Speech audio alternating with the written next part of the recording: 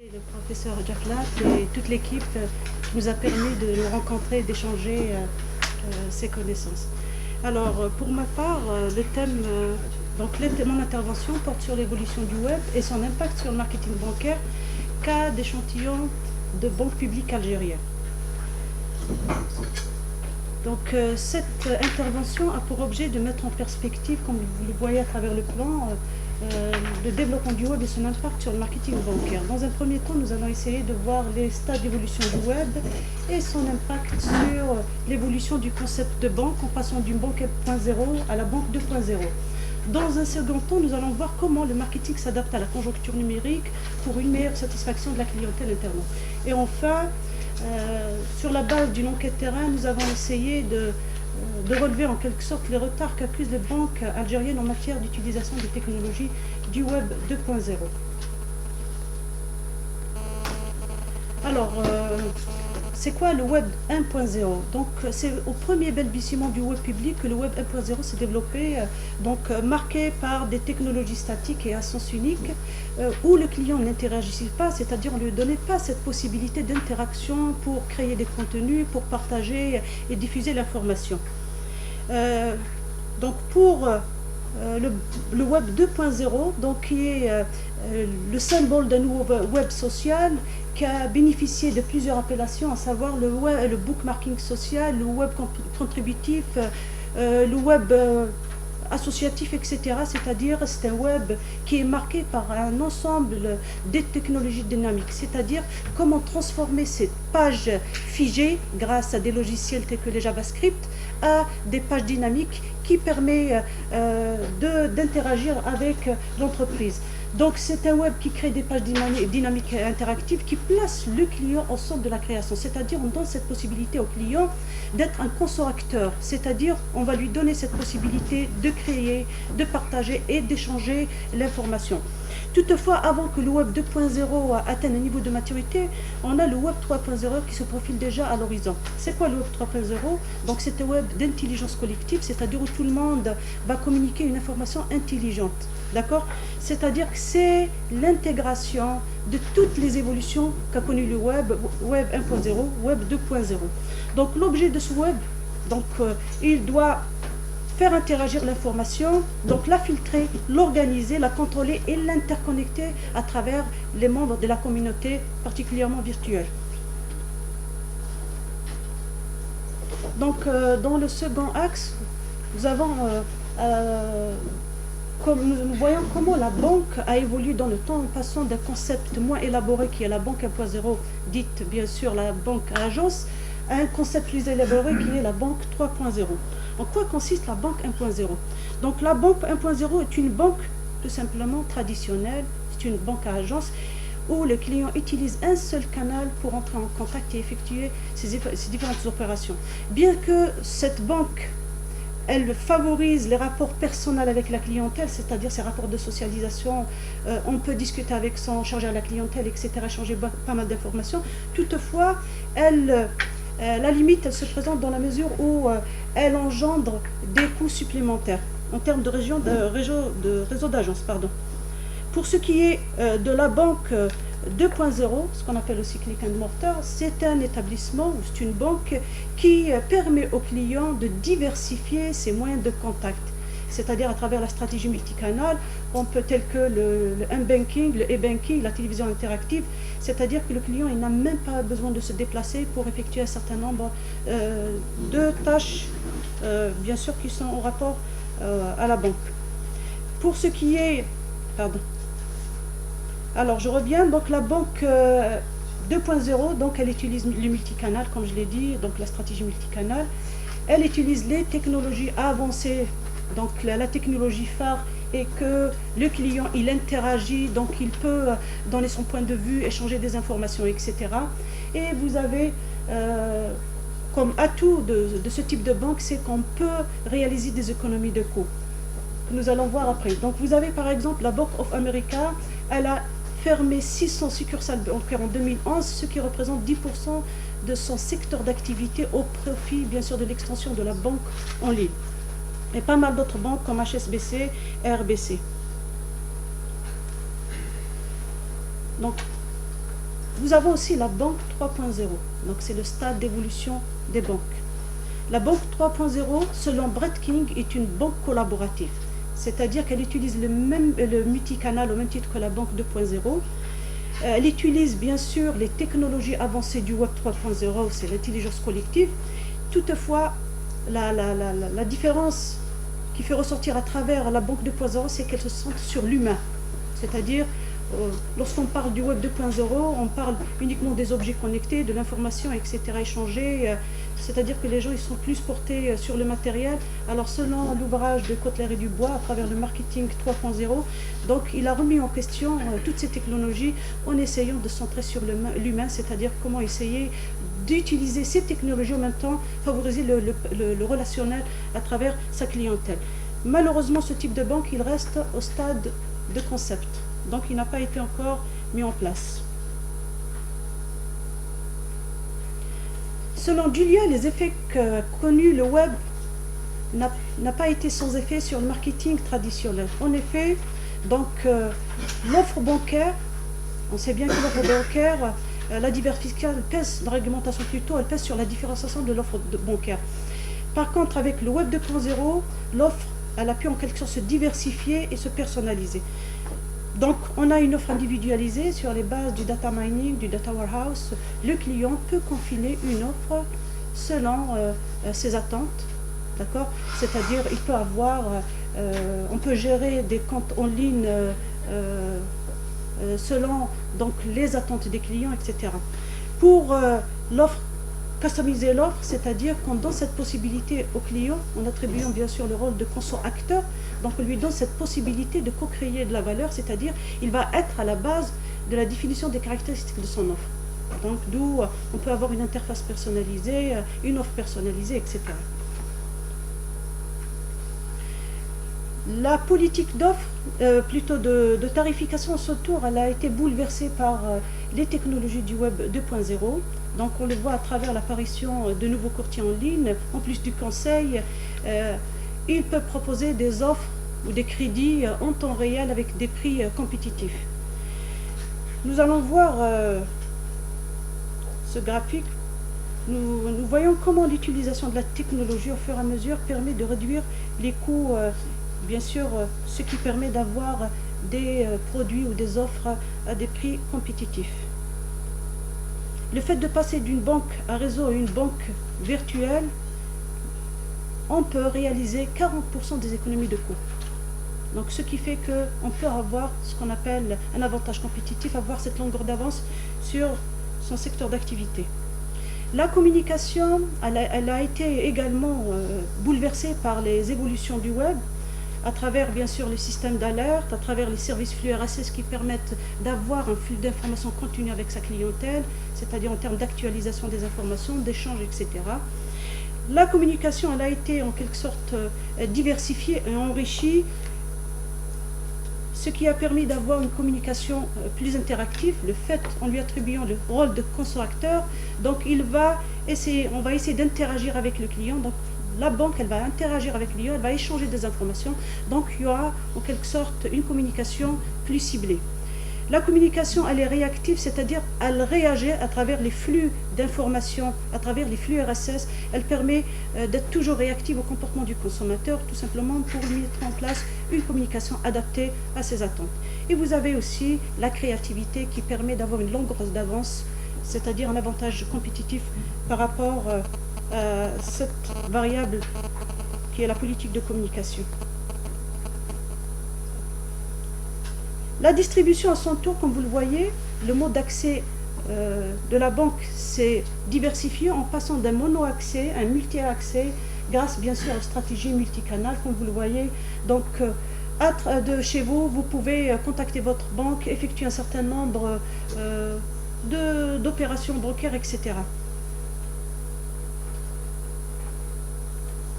Alors pour le troisième axe de notre intervention, c'est l'enquête terrain. C'est-à-dire que nous avons essayé de mettre en pratique ce qui a été dit au niveau théorique. Donc cette enquête, elle a pour but de cerner le niveau d'utilisation des technologies en matière de technologie par ces banques publiques que nous allons voir. D'accord? Donc l'enquête terrain, elle a été... pardon. Donc l'enquête terrain, elle a été adressée à un certain nombre, un échantillon plutôt de banques, répartis sur plutôt le secteur d'activité, le secteur public, répartis sur le territoire national avec une proportion sur le centre. Ce questionnaire qui a été dressé à 48 agences responsables, bien sûr, responsables des agences bancaires. Dans ces agences, nous avons la BEA, la Banque extérieure d'Algérie, la Banque de développement rural, la BNA, CPA, BDL et CNEP. Alors, les questions ont été portées principalement sur les éléments suivants. La première des choses, nous avons essayé de voir est-ce que ces banques disposent d'une structure web marketing, une structure et communication. Disposent-elles d'un site web efficace et ergonomique? Le degré de participation de ces banques par rapport aux communautés virtuelles. La nature des moyens de communication en matière de communication et de distribution. Et enfin, nous allons voir est-ce que réellement il y a une culture numérique au sein de ces banques publiques. Les résultats de l'enquête s'avèrent que malheureusement, ces banques accusent un retard en matière d'utilisation de ces technologies du Web 2.0. Donc, les résultats portent essentiellement sur ces éléments. Nous avons vu qu'il n'y a pas de structure web marketing ni de structure et communication. Les sites web, bien que ces banques disposent des sites web, mais le fait de disposer d'un site web n'est pas une fin en soi, faudrait-il que ce site soit régulièrement enrichi, actualisé, à même de donner aux clients un minimum d'informations sur l'entreprise ou la banque en particulier. Donc, ces sites ne donnent pas cette possibilité d'interaction, d'échanger d'informations avec la clientèle. À l'ère du web social où les plateformes se créent de jour en jour, malheureusement ces banques, elles disposent des plateformes en nombre insuffisant. D'accord? Donc ces plateformes qui sont censées créer des passerelles entre elles et sa clientèle.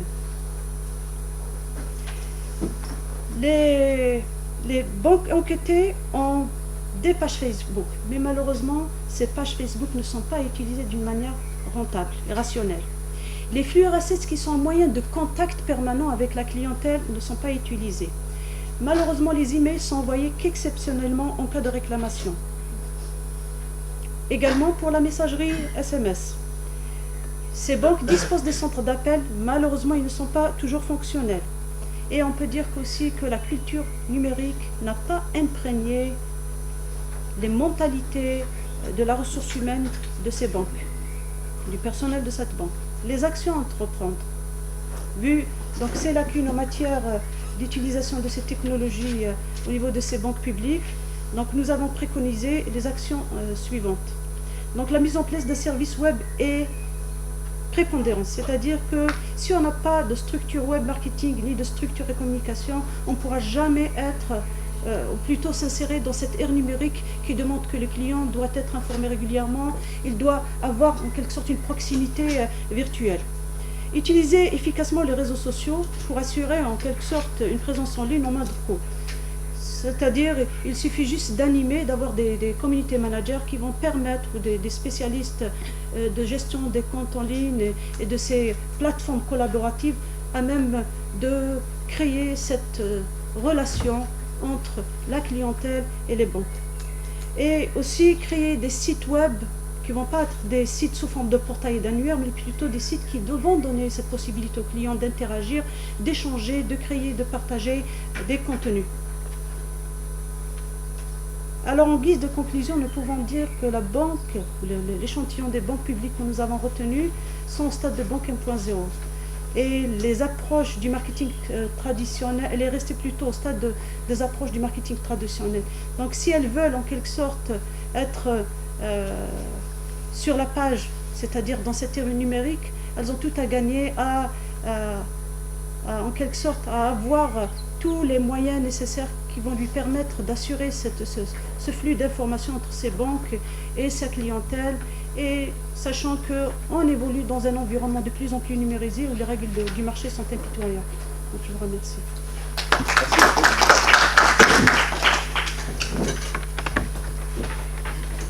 Merci.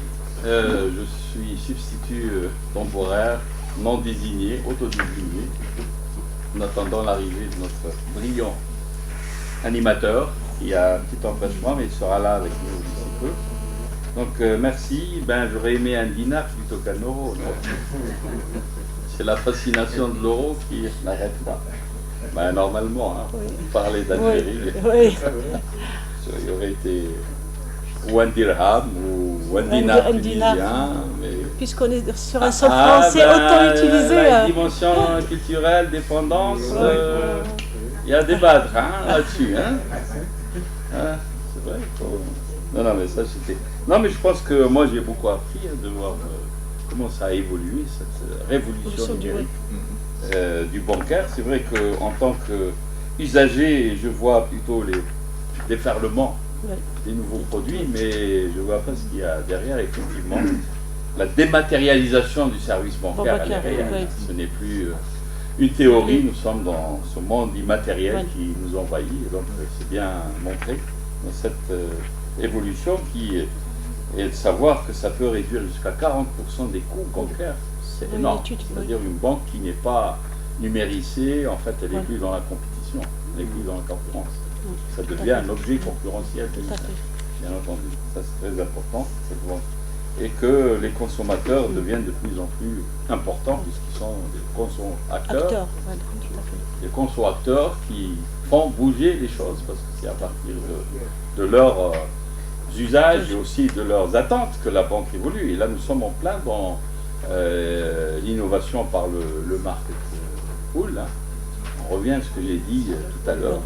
C'est le marché qui pousse l'innovation vers évidemment, puisque 80% en fait des innovations sont du market pool.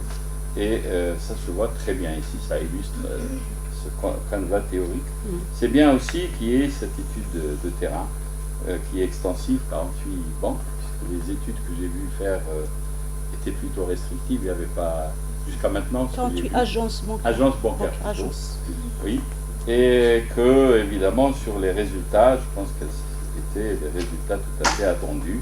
Le retard est là.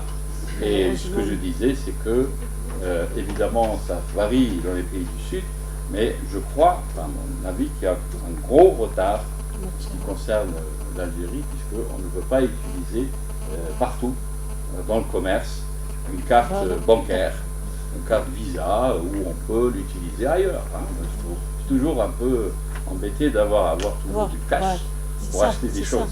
Et ça, c'est un petit peu la grande, c'est contraignant. Voilà, donc ça c'était juste un liminaire pour cadrer, mais c'est Fallouk, toujours... Je tiens à remercier M. Jeplat pour m'avoir accordé cette occasion de présenter cette communication. L'intitulé est Professionnalisme de la main-d'œuvre et performance économique. Il s'agit d'une analyse économétrique dans une enseigne de la grande distribution en France. Pour le plan, il est articulé sur une introduction, contexte de la grande distribution, cadre conceptuel et théorique, et questions de recherche et hypothèses, et la méthodologie empirique. Pour l'introduction, l'environnement économique actuel est en mutation rapide. L'entreprise, pour soutenir la concurrence, elle doit s'innover dans les procédés et les produits et chercher à augmenter la performance. Et la notion de ressources humaines au sein de l'entreprise a été revue, largement ou lentement considérée comme des coûts.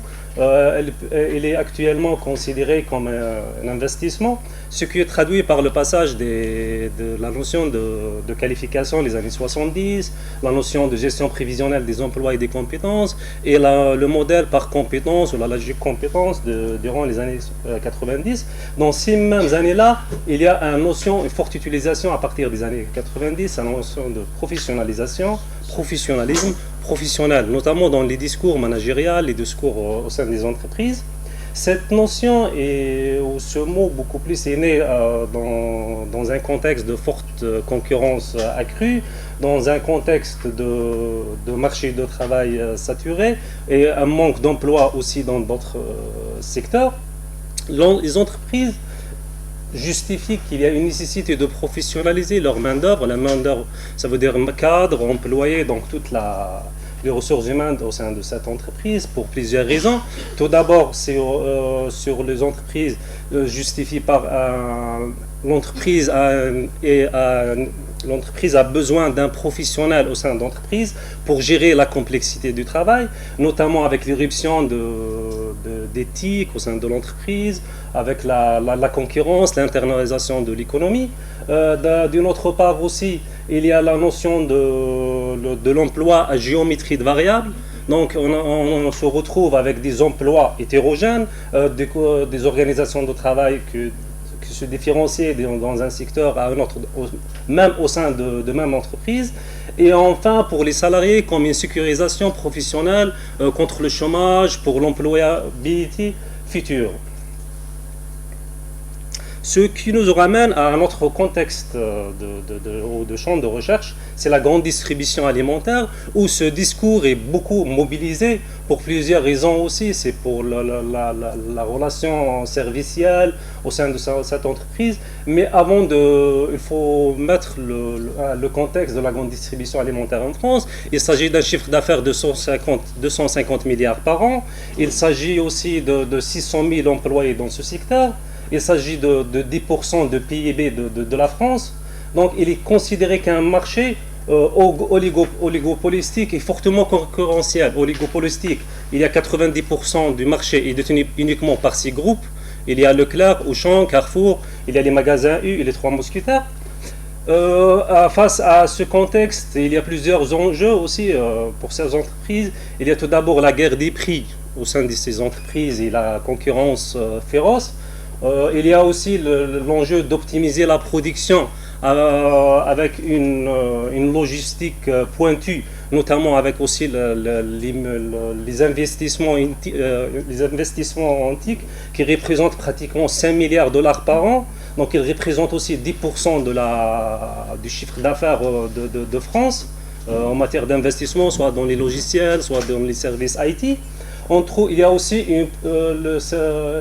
doivent répondre aux attentes de consommateurs. Il y a généralement 500 000 produits généralement innovés chaque année. Il y a uniquement 50 produits qui arrivent dans les grandes distributions. Et enfin, la nécessité de mariage entre la logistique et la fidélisation de la main-d'œuvre. Et ça, il y a uniquement un seul mot, je pense, c'est mon point de vue, c'est l'innovation en service pour garantir des clients potentiels ou pour conquérir le marché. Ce qui nous ramène aussi à notre cadre conceptuel ou théorique.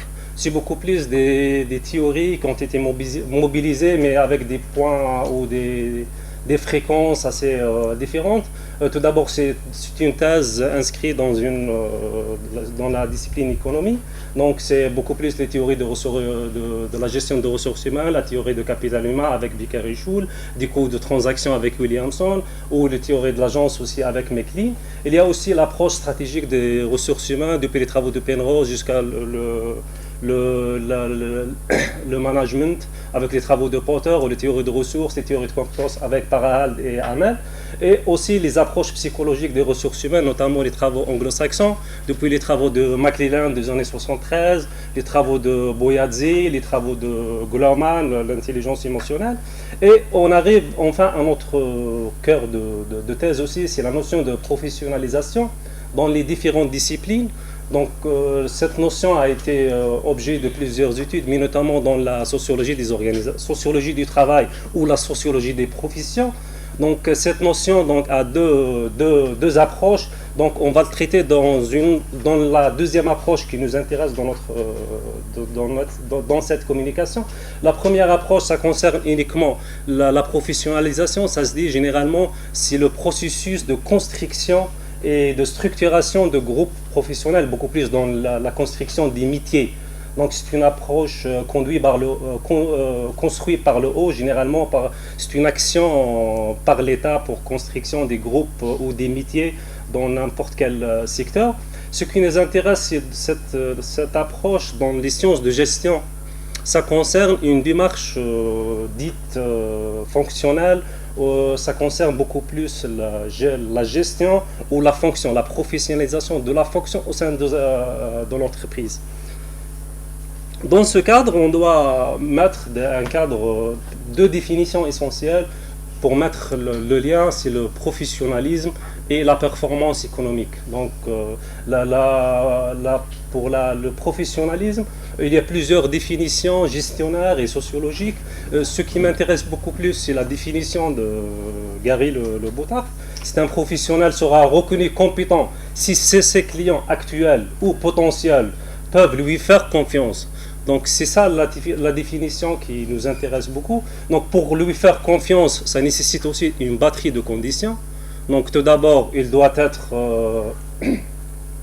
il doit justifier son intelligence dans le contexte de travail. Il met en œuvre des pratiques pertinentes en mobilisant plusieurs ressources. Il a recours à ses compétences, à ses ressources et à des compétences d'autres salariés. Il tire expérience ou tire des leçons de son expérience. Il est capable d'apprendre et apprendre. Pour la performance économique, ce qui nous intéresse beaucoup, c'est la performance donc, économique. On ne s'intéresse pas à la performance globale, performance générale, performance organisationnelle. Donc c'est la notion beaucoup plus de l'efficience. Donc c'est une relation entre les outputs et les inputs. Donc c'est purement économique. Donc on s'intéresse aux chiffres d'affaires, on intéresse à 2 ou 3 outputs avec une multitude de variables et on fait des combinaisons pour trouver le lien qui existe entre le professionnalisme d'une entreprise et son chiffre d'affaires. Donc, question de recherche, faut-il professionnaliser sa main-d'œuvre? C'est une question qui a 2 sens. Est-ce qu'il existe une relation de cause à effet entre professionnalisme et le chiffre d'affaires? Est-ce que le niveau de performance, s'il est élevé, est-ce que le chiffre d'affaires augmente? Et l'autre sens, quel est le coût de professionnalisation sur l'entreprise? Donc on peut définir aussi 3 questions secondaires. Est-ce que le manager contribue à la performance de son équipe? Il y a aussi de structuration entre 2 catégories au sein de l'entreprise. Il y a la catégorie manager et les catégories employeur. Est-ce que ce lien est différent selon l'activité marché? C'est une question d'hétérogénéité selon les secteurs de travail, selon l'activité commerciale de cette entreprise. Et enfin, quel impact d'augmentation des niveaux de professionnalisme sur les frais de personnel? Donc il s'agit ici de mesurer l'impact sur l'augmentation de professionnalisme, mais avec quel coût? Donc il s'agit d'une notion de retour d'investissement. Donc si l'augmentation des chiffres d'affaires s'accompagne avec des frais de personnel, donc ce n'est pas performant, ce n'est pas efficace. Donc on ne s'intéresse pas à ce sujet. Donc les hypothèses de recherche par rapport à la théorie mobilisée, notamment en sociologie et en économie, on déduit que plus le niveau de professionnalisme est élevé, plus la performance économique est élevée, c'est l'hypothèse 1. L'hypothèse 2, c'est l'impact de professionnalisme sur la performance est différent selon l'activité commerciale, donc secteur, au sein de même entreprise. Je vous expliquerai plus tard le schéma ou la méthodologie de traitement des données. Et enfin, le professionnalisme accroît la performance plus que les frais de personnel. Donc il y a toujours des bénéfices moins que les coûts. Donc pour la méthodologie, c'est une méthodologie empirique. Il n'y a pas d'étude, pour le moment, étude qualitative. Il s'agit d'une étude quantitative avec un logiciel SAS de statistique. Il s'agit des variables soit quantitatives ou qualitatives. Donc ils sont organisés sur plusieurs points. C'est la préparation de données, la spécification de la fonction de production, après l'estimation, les résultats et les discussions, les premiers résultats et la discussion. Donc pour la méthodologie, on a reçu actuellement, on travaille sur une entreprise de la grande distribution alimentaire en France, actuellement il est à 16 milliards de chiffre d'affaires. Elle est implantée toute la France ainsi que 19 pays européens. Donc on a pratiquement deux blocs. Il y a les bases de données actuellement, 11 bases. Chaque base il a une clé d'entrée, soit le matricule de salariés, pour le considérer comme une clé d'entrée pour les différentes bases. Et il y a aussi pour la performance économique le matricule dans un secteur. Donc il y a toujours un rattachement hiérarchique pour définir les blocs de travail. Donc il y a les compétences individuelles, c'est une base, ça concerne beaucoup plus les salariés, son sexe, son contrat, est-ce que CDI, CDD, ses compétences, son niveau de compétences, son niveau de professionnalisme, soit employé, soit manager. Il y a la base BUI, c'est une base beaucoup plus qualitative, mais on a réussi à traduire les variables en quantitatif. C'est le baromètre d'opinion interne. Il s'agit de 159 questions qui ont été posées sur l'ensemble des salariés de cette entreprise. Ça concerne leur motivation, leur estimation de soi, leur estimation de leur manager, ça concerne beaucoup plus leurs opinions. Il y a les absences individuelles jusqu'à 2 jours durant cette année, beaucoup plus. Ça concerne cette base, j'oublie, ça concerne l'année 2014. Donc l'incidence des absences sur la performance. Il y a le capital humain, donc c'est des variables, à peu près sont des variables, ça résume les tableaux de bord de cette entreprise. Donc après, il y a les variables de contexte. Les variables de contexte, d'abord, il y a les zones de chalandise ou les variables géomarketing, donc l'emplacement du magasin. Il y a les tailles de ménage autour de ce magasin. Il y a la zone de chalandise, il y a le cœur de zone, il y a la zone totale, il y a même les richesses de chaque foyer autour de ce magasin. Il y a aussi le positionnement géographique par rapport au nord, sud, donc c'est une position administrative. Il y a des variables Helios, beaucoup plus, c'est des variables, en marketing on appelle ça les clients mystères. Donc c'est des variables ou des questions qui concernent le climat, les parkings, le taux d'attente au niveau des caisses, le fraîcheur ou des produits. Et enfin, ces deux bases, on n'a pas encore inclus dans notre travail.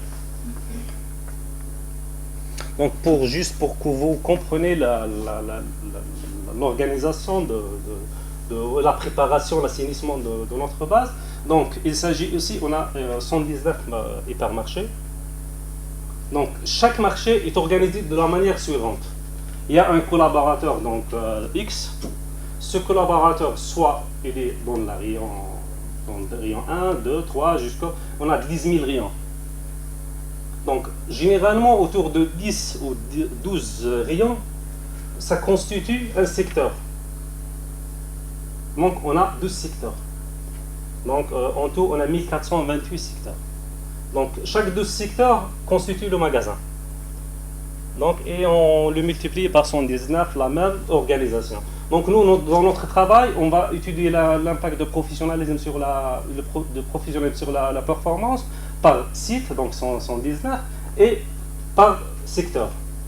C'est 128. 1428. Donc notre modèle est basé beaucoup plus sur une fonction de production de coupes de glace. Donc l'objectif, c'est des outputs, il y a un input, il y a output. Pour l'output, c'est le chiffre d'affaires. Pour les outputs, ça concerne beaucoup plus l'ETP. L'ETP, c'est l'équivalent temps plein. Donc l'équivalent temps plein, ça veut dire quoi? Ça veut dire le nombre de personnes, soit en temps partiel, soit en temps plein, comptabilisées pour exécuter une tâche dans une durée X. Donc c'est les caractéristiques de la grande distribution qui emploie beaucoup plus de temps partiel. On ne peut pas utiliser un nombre d'effectifs parce qu'il est très grand et il n'est pas aussi significatif. Donc exponentiel, c'est le niveau de professionnalisme de manager et le niveau de professionnalisme de la main-d'œuvre, plus le bloc de surface. Donc ça, c'est les deux outputs. Et le contexte a été intégré dans le bloc constant. Donc il s'agit ici des élasticités. Pour les économètres, c'est des élasticités. On a supposé, ou l'hypothèse c'est quoi? C'est le niveau de qualification, ou le niveau de professionnalisme de la main-d'œuvre, et il agit sur le chiffre d'affaires autant qu'accélérateur. Donc ici.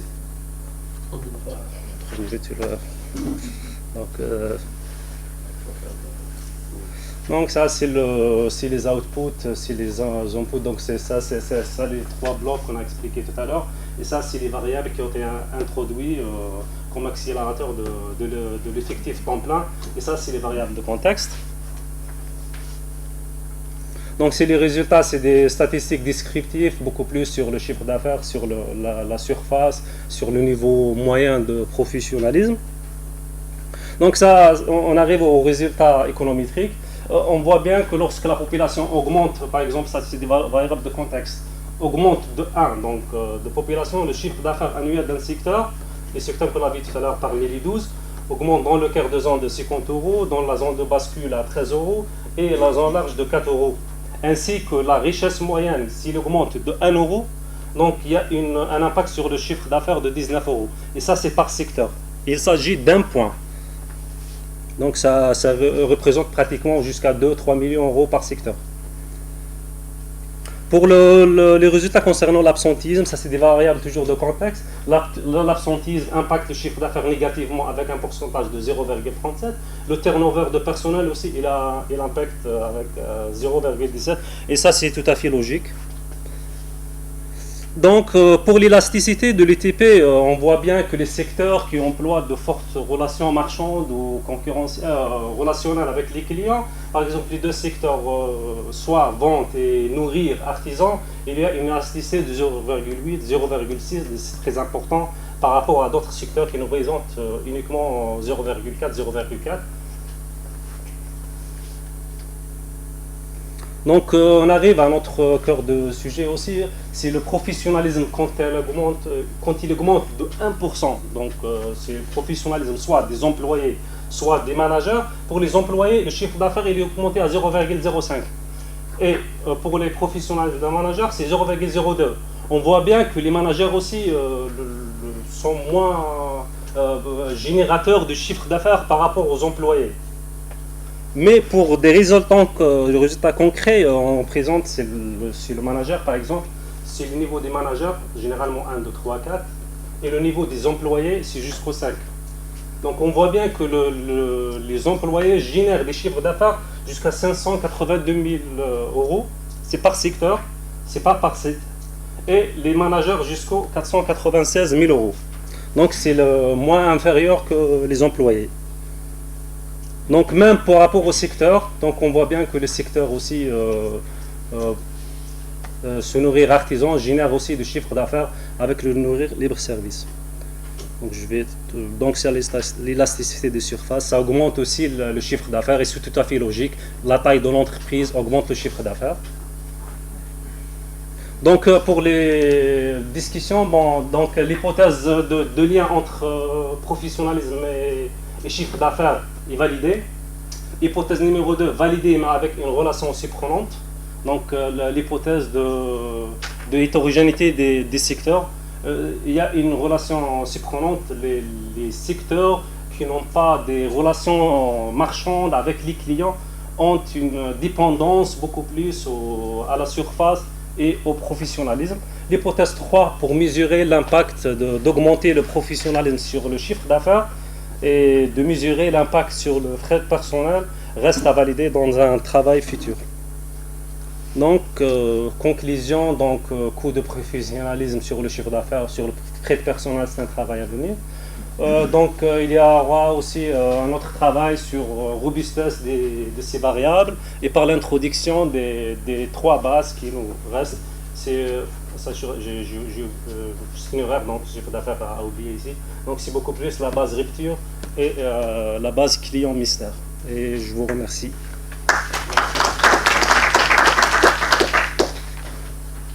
Bien, merci Caro. Je pense que c'est également un exposé qui est très riche et qui nous permet de découvrir beaucoup d'aspects qui ne sont pas évidents lorsqu'on est un simple usager du supermarché. On découvre en amont, il y a tout un tas de travail qui est colossal pour ici, en fait, de telle sorte que l'entreprise qui est ici de distribution soit toujours gagnante à partir d'inputs qui sont maîtrisables. C'est pas évident, a priori, que toute personne qui est recrutée va forcément amener un chiffre d'affaires additionnel au final, mais qu'on ait en tout cas 2 mots-clés, professionnalisme d'un côté et performance économique de l'autre. Ouais. Donc ça, ce sont des éléments. Alors sur la performance économique, si on a quelques éléments de compréhension vague en tant qu'économiste, manager, sur le professionnalisme, j'ai l'impression qu'il y a encore beaucoup de choses et d'interrogations. Ouais. Parce qu'on peut avoir plusieurs idées de ce que ça veut dire professionnalisme. On peut avoir une idée qui est différente de la mienne. Et on peut se demander si c'est aussi évident de le fixer ou de le figer dans une définition. On le voit. Ce qui a attiré mon attention, c'est aussi cette haute mortalité des idées innovantes. 500 produits, 500 idées de produits innovants, 50 seulement deviendront des produits commercialisés. Donc vous voyez le taux de réussite et en même temps le taux d'échec des nouvelles idées. Ça ne veut pas dire que toute nouvelle idée de produit va forcément aboutir à un produit sur le réel. Ça, c'est déjà des études anciennes qui ont été faites dans l'industrie. Oui, parce qu'il y a la concurrence, l'immaturité, il y a plein d'interrogations sur le produit. Et je pense que l'autre aspect, c'est aussi d'avoir puisé dans beaucoup de disciplines et beaucoup de théories. C'est richesse, hein. GRH, capital humain, chez Porter, chez McKinnon, c'est vraiment une collection de théories. Arriver au professionnalisme. Pour arriver au professionnalisme, sur une question que moi, en temps de néophyte, je dirais, oui, vous me posez la question, faut-il professionnaliser sa main-d'œuvre? Oui, bien sûr. Mais vous avez montré que ce n'est pas évident. Ce n'est pas évident. Voilà. C'est pour la question de tourisme. C'est ça. C'est tout ça l'apport du travail qui est riche. Voilà, c'était juste quelques pistes pour un peu lancer le débat. Évidemment, les discussions reviennent à la salle et je pense que je voudrais rappeler notre collègue pour venir ici noter les discussions. Je ne sais pas quel est votre échantillon par rapport à votre étude. Je ne sais pas. Est-ce qu'elle est représentative de tout ça? Je ne sais pas. Et puis la deuxième question, pourquoi la deuxième hypothèse n'est pas validée? Et vous avez la troisième hypothèse. Et vous dites que ça sera dans une autre étude. Alors que c'est une hypothèse qui est posée dans l'étude actuelle. Pourquoi on doit encore faire une autre étude pour la valider? Ou autrement dit, peut-être qu'elle n'a pas sa place là. Donc, ce sont les deux questions. Très bien. Allez, Karim, je reviens progressivement vers l'arrière. Karim. Je viens, madame, donc avec une question précise. Donc, vous avez parlé d'une transition des banques classiques vers le e-bank 2.0 ou même vous avez parlé de 3.0. Et vous avez parlé d'une amélioration de compétitivité et aussi une réduction du coût qui va même jusqu'à 40%, si je me rappelle très bien. Ma question vraiment, que va-t-on faire avec les emplois qui seront perdus à cause de cette transition-là? Vous avez évoqué la Bank of America, ils ont supprimé 600 agences. Par exemple, dans le cas de l'Algérie, qu'est-ce qu'ils vont faire pour ces emplois qui seront perdus en supprimant ces agences-là? Je me permets une deuxième question pour Farouk. J'essaie d'être très rapide. Farouk, merci bien pour ce travail-là, cette présentation. Ma question est concernant l'effet de cause à effet que déjà tu as évoqué dans ton travail. J'ai vu les trois hypothèses, ils permettent de vérifier l'effet de la professionnalisation sur la performance. Mais je n'ai pas vu le contraire, des hypothèses qui permettent de voir la causalité. Parce que tu parles d'effet de cause à effet, donc c'est de la causalité. Le feedback de la performance sur la professionnalisation de la main-d'œuvre. Et voilà. Très bien, toujours sur la deuxième rangée, je vous dis, j'arrive progressivement. Rien sur la deuxième rangée, troisième rangée, madame. Merci. Donc, ma question sera pour la deuxième intervention. D'ailleurs, je tiens à vous remercier pour ce thème d'actualité intéressant, parce que quand même, vous touchez la ressource humaine et la performance économique, et généralement, vous évoquez une problématique qui est toujours d'actualité. Et donc, l'avantage, c'est que vous justifiez à travers des méthodes économétriques. Voilà, donc je démarre d'abord. Ma question, c'est que vous n'avez pas précisé quelle technique économétrique vous avez utilisée pour qu'on puisse suivre. Parce que dans le modèle économétrique, la première étape pour pouvoir appliquer et donc s'assurer de la fiabilité de résultats, c'est de poser les hypothèses du modèle. Parce que d'une manière générale, les modèles économétriques, ils se basent sur la spécification de la fonction. C'est clair, la spécification de la fonction, elle est très importante de production. Et donc à ce moment-là, je pense que vous avez pris la fonction de Gould-Douglas. Et quand vous avez pris la fonction de Gould-Douglas, nous avons normalement des conditions. Est-ce que vous n'avez pas cité le type de rendement d'échelle que vous avez utilisé?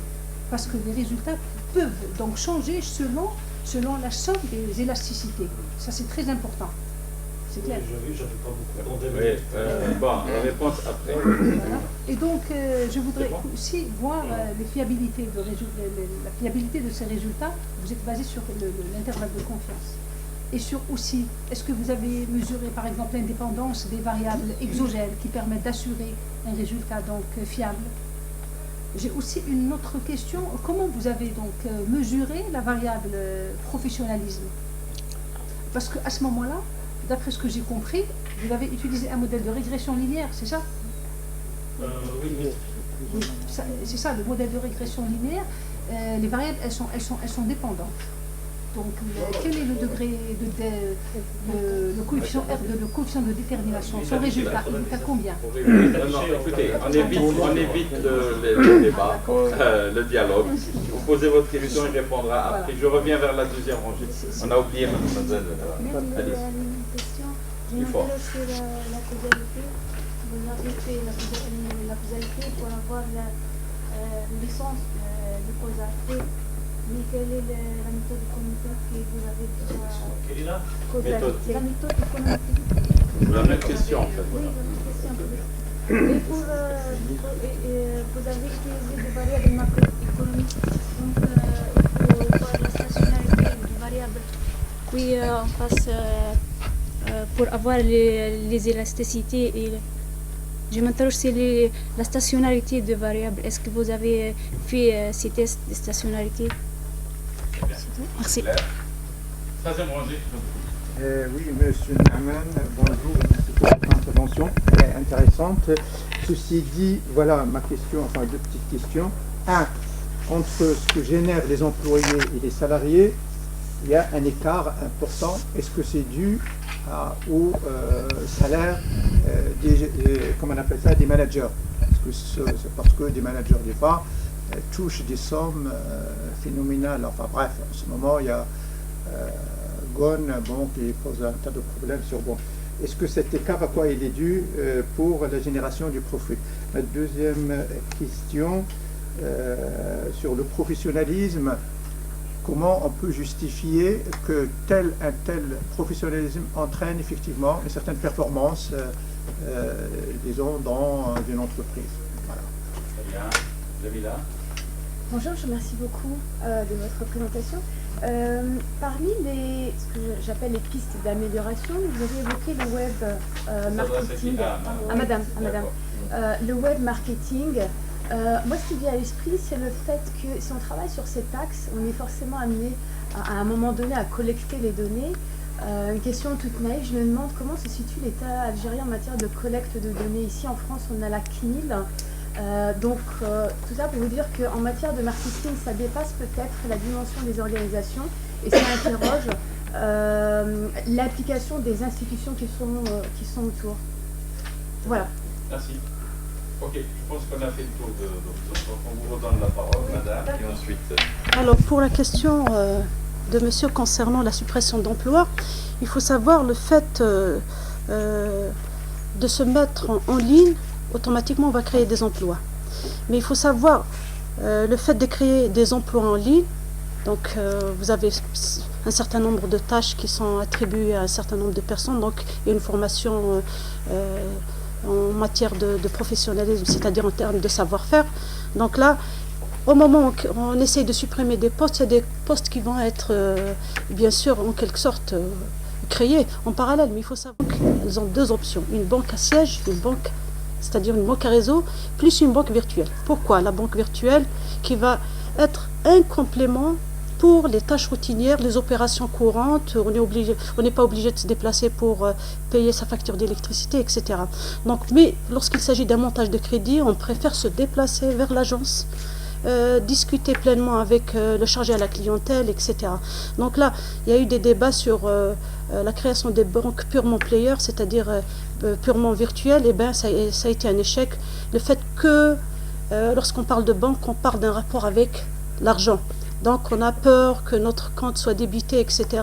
Donc la banque virtuelle, elle complète donc la banque à réseau. Donc on ne va pas supprimer juste pour le plaisir de supprimer, mais il y a d'autres postes qui vont être créés en parallèle.